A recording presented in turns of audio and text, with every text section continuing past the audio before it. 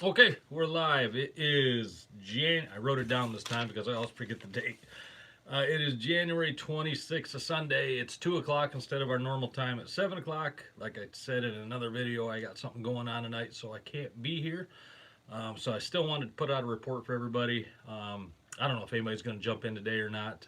I understand if you don't. It's kind of early on a Sunday, but I see one person's here. Oh, cool.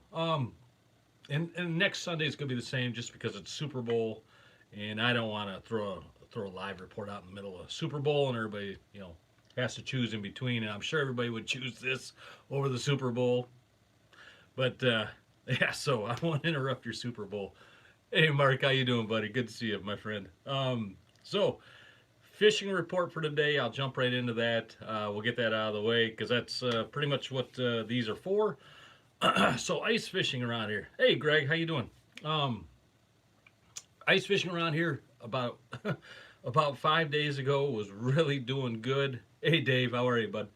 Ice fishing was really doing good about 5 days ago. There was probably I'm talking Portage Lake. Hey, Andy. Portage Lake. Nothing on Manistee Lake. That was still had open water. Let me cover this first. The lakes that were not fishable, really up till now. Hey, Johnny, how you doing, my friend? Manistee Lake, no. Um, Hamlin Lake down in Mason County, no. There was maybe some areas in Hamlin, but from everything I was hearing, hey Corey, hey Bill, everybody on Hamlin was saying stay the heck off there. And that was as of a week ago. Crystal Lake up in Benzie County, no. Maybe some really small areas, but for the most part, no. Arcadia Lake, no. Portage Lake, half the lake from like Andy's Point, which is about the middle part. Hey Bob, what's going on, Bobcat? My man from Tangle Tackle is here. Good to see you, Bobby. From like Andy's Point, which is the middle point of the lake, towards the east, and on the far east, it's called the Flats or the Shallows. That was pretty much fishable as of 5 days ago. There's probably there was at least a couple dozen portable shanties I saw out there daily. I haven't been out yet, and there was even I heard of one guy running his side by side out there. Hey Earl, how you doing, my friend? And the reports I had on the flats on the east side was like good 7 inches, maybe 8 in some areas, and they were getting good looks on pike on the spearing shanties. Hey Cody, yeah. Hey Cody, how you doing? Good looks on a lot of small pike in the spearing shanties. Occasional big one would come through, and perch were doing pretty good out there. Sporadically, perch were doing pretty good. Not limit catches, but 15 to 20 perch a day, and some decent sizes. Albert, Joe, hey, how you doing? Cadillac when he came home, a lot going on. Yeah, I'm gonna get to that, Joe. Absolutely. But yeah, there was some decent perch being caught on Portage. Even I saw a couple shanties out towards Andy's Point. Hey, Mike, how you doing, man? I saw a couple portable shanties even out towards Andy's Point, which I thought was really, crazy. Because I don't think the ice out there was really that great, but there's good walleye out there. Early ice, normally really good walleye. But as in the last 5 days, it has warmed up. I mean, we've had rain pretty steady the last couple of days, upper 30s, and it's going to hold that way for the next 5 or 6 days, it looks like, as well. So I saw most of those shanties had came off, had been pulled off Portage Lake. I don't think anybody's out there. So the ice has gone pretty bad again, and it's going to get worse. So guys, if you are thinking about trying to get out there, God, just please be careful, be cautious. A fish is not worth your life at any time. And that's just my 2 cents on that. But yeah, Cadillac, like Joe said, Cadillac, Lake Mitchell, Lake Cadillac, I know it's had really good ice for at least almost a month now. And I've heard really good reports over in Cadillac. By the way, the info on Carbon TV, awesome. Yeah, I know, man. I'm on Carbon TV. I was just on Carbon TV before I came down here. I was watching Salmon Showdown. But yeah, Lake Mitchell, Lake Cadillac sound like they have the best ice in my area, and pretty good reports I'm hearing on panfish still, and even some walleye being caught over there. I don't have the details on it. I don't have a contact over that way to really get you the skinny on those areas on what's really going on. But I know they do have good ice. So that for a fishing. Oh, river's been pretty much the way it's been all year. A couple really good days and a lull of some slow days. A couple really good days and a lull of some slow days. And but still double bead rigs, the oranges and the yellows have been doing really well. Plug bite I hear has been somewhat sporadic. Some days might have a pretty good plug bite, maybe mixed in with a double bead rig or something like that. So don't be afraid if you're heading out on the river. Maybe throw a plug or two out there. You never know. Break out the boats, think your walleye fishing is on fire. Man, that's good to know. Honestly, I was in Manistee just a couple days ago, and if you, honestly, you could launch a boat right now out of Manistee and probably take it out on Lake Michigan. I'm not endorsing that or condoning it or even recommending it, but you could easily fish a boat from the channel out into Manistee on Lake Michigan right now. It is that open. We might have a little pack ice swirling through now with a bunch of winds and whatnot, but man, honestly, and like I said, please don't do that because I'm sure it's dangerous as heck. But yeah, you probably could. What else is it? Oh, for river fishing, 18 pounder caught off the beach this week. Steelhead, nice, Bob. Thanks, man. So there, according to my friend Bob there, Bobcat, and Bob has a lot of the intel at the shop on surf fishing and pier fishing. He's pretty much the guy I go to get the surf fishing, the pier fishing reports. If he tells me an 18-pound steelhead was caught on the beach, I take that to the bank. That's a heck of a nice fish. Good to hear. There's still some nice surf fishing going on as well. Why not? I mean, it's open. Get out there and try it. If you get a decent day and the weather permits you to get out there, heck yeah, go after it. And you can always call the shop if you want like an immediate fishing report. Call Tangle Tackle in Manistee. I don't have the number memorized, but you can look it up online. Tangle Tackle Manistee, Tangle Tackle Company. It's there. Bob or Bud or even myself if I'm in there. We'll be happy to answer up any questions that you need. Like you want it now, you can get it now. They also what I was getting into there is if you are looking for some really good steelhead beads for river fishing. Tangle Tackle has a lot of custom stuff inside there. The owner, Bud, he makes up tons of custom stuff in the back room. His office slash creation area slash mad laboratory slash mad scientist slash fly tying slash everything room, which is about the size of this room. I don't know how he does it, but he does come up with some really wicked stuff. So if you're looking for some custom stuff and stuff really that works, stop in there. That's not just a shameless plug. That's the truth. A lot of guys come a long ways just for those things. When you're cutting a hole on extraction, putting a flash in the bottom, I couldn't catch all that, Andy. I'm sorry. I'll try to go back like I always do. I'll go back and read comments, and if I don't catch them, I'll try to put a comment down below after this report's over, and answer anything that you guys ask me that I miss. All right, so that's it in a nutshell on fishing reports. Feel free to ask a question or post your comment down below. You can do it now or after this. Oh, hold on. Or after this video airs, feel free to do so. My batteries are running a little low. I think we got plenty of battery life, though. All right, so we had a couple people write in some questions on my email and also some on some of the comments on the videos. And I always like to do this. I'll go through some of these sometimes just to answer viewers' comments or questions. So if you ever have questions, if you don't want to post them down below, just email them to me. ChrisTangleTackle@gmail.com or post it down below, and I will go back through and I will read these and try to answer anything that you want me to. I don't know everything, guys. You know that. I'm not the best fisherman out there. I've said this before. I don't believe in the best. I think anybody can be the best on any given day, and you can be the worst as well. So I'm not the end-all be-all, but what I do know, I'm happy to share. All right, so Dan Reamer had a question on fishing line. He wanted me to cover just some basics on fluorocarbon and whatnot. And I'll be honest on fluorocarbon. I've gotten away from it.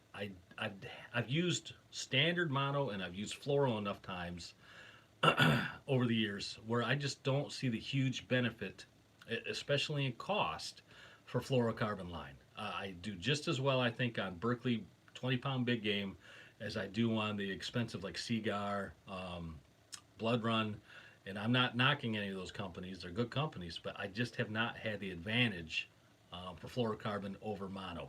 The only caveat to that is my fly rigs. When I do tie fly rigs, from the flasher to the fly, that leader, I do use fluoro there. I always have, and I do think it works. It does have somewhat of an advantage there. So that's really the only time I use fluoro.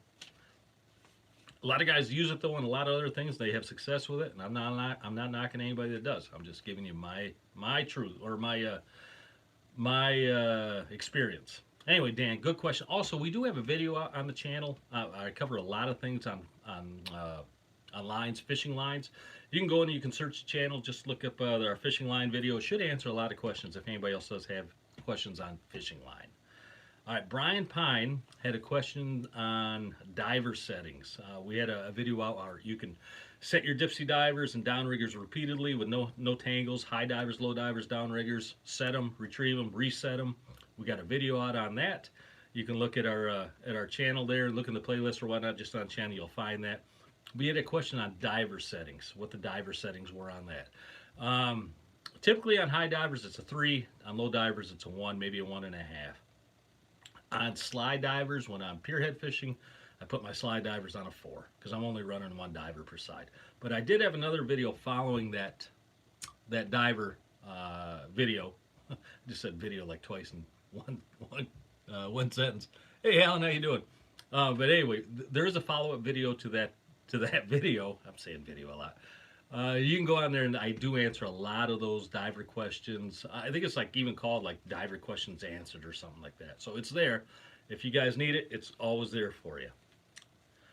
All right, Todd F had a question on fly storage. He asked, how do I store my flies? Do I rig them up and store them, or do I save them and store them? He saw me had a fly in a tube one time on a video, and I used to do that. I used to buy these things called, and you can probably find them on the internet. They were called colossal straws. They're giant straws.